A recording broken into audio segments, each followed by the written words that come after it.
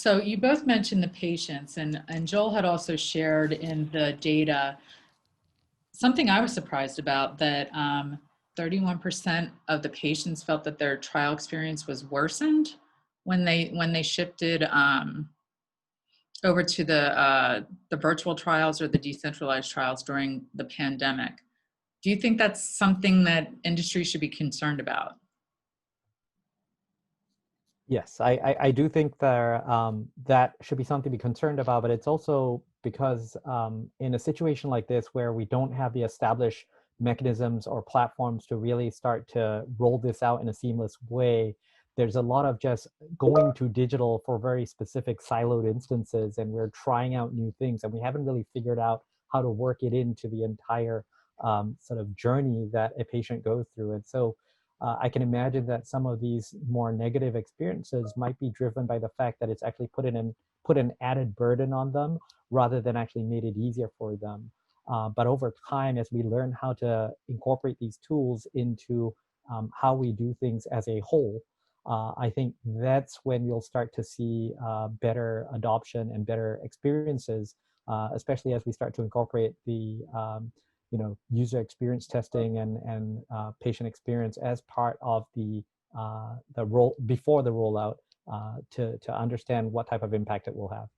Yeah, I mean, I would want to unpack that to really understand it. Is it because it was clunky and the UI wasn't an enjoyable experience for the patient? Was it because that the incorporation of the digital health tool supplanted some interaction that the patient might have had with someone involved in the clinical trial or the investigator or another provider that was preferable? So I think we would need to understand why patients were having a negative experience. And that data could be important in terms of trying to find ways to refine this so that we can accelerate adoption going forward.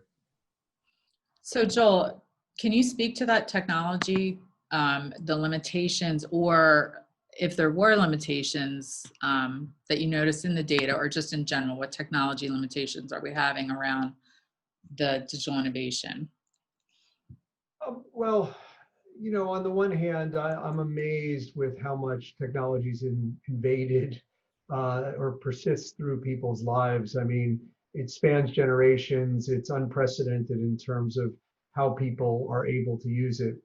But how much they're really able to use it is quite varied. And so just because my dad or somebody's grandparents are on an iPhone and they're able to play solitaire and do Zoom calls with their grandchildren, that doesn't necessarily mean that they're able to operate the app or use the device that might be linked to their phone, which is often the case in terms of collecting digital endpoints in a way that adheres to the strict protocol and regulations associated with the trial. So, I think we sometimes take for granted how digital a society we've become and how quickly and how few generations it's happened. But to actually use that technology in a trial in a way that delivers the confidence and the consistency that is required to produce the kinds of outcomes and data that we need for trials isn't quite there. And so you'll have a lot of companies and a lot of startups that are producing new digital health apps and devices and various components that plug on or attach to monitor.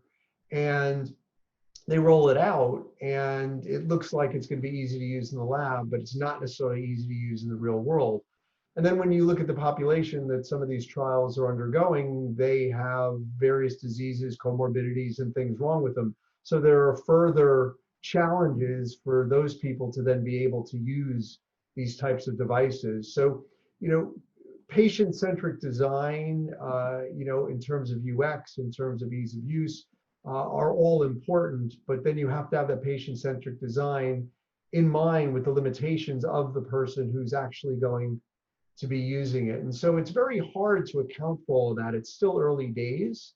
And I think we'll just keep getting better as we get the feedback in order to bridge that gap. And I think that's what you're seeing. I think people were given devices and tech that they felt they could use, but in the end, they might not be able to use it, or they were annoyed by it, or whatever the case might be. And that resulted in probably some of the less positive results, I think, from the, was it 19% or whatever it was, 39% in Yeah. the study. Joel, I think you bring up a great example, which is sort of the, Zoom versus WebEx versus MS Teams or any platform, right? When we went into this fully virtual world, we were all bombarded with all these different web conferencing platforms, and not all of them were a great experience. It took us time to figure out how to actually leverage the right ones. And then over time, the ones that became an optimal platform also became the standards that we started using. And I think over time in clinical trials, as we start to get through these bumps and learn more as people use these devices, and to the point that Scott raised earlier about consortiums that come together pre-competitively to start to standardize on specific endpoints, you'll start to have standards that we can use and how we operate that will help actually drive the seamless nature of this and actually drive better experiences. Yep. And I mean, just a silly example. I was late coming back on the call because my computer decided to reboot. So if I got a survey right now, how was my digital experience? Right, I would have responded. It wasn't very good. Now, it had nothing to do with the apps that I was using, right, or the people. But it's a complex ecosystem out there: hardware, operating systems, third-party devices, and it's still fairly early days in harmonizing all of those for a seamless end-user experience.